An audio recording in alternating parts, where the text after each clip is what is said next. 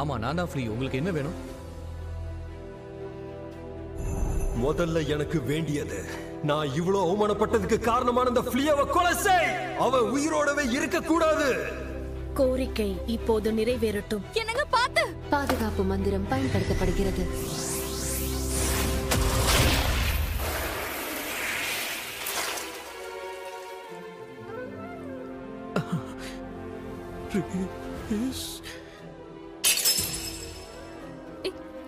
என்னங்க இங்க இருந்து ஓடிடுங்க. ரிஸ் அவர்களே, அடடா, என்னோட குறி தப்பிடுச்சு போல இருக்கே. ரிஸ் இப்படி பண்ண உனக்கு எவ்வளவு தைரியம்?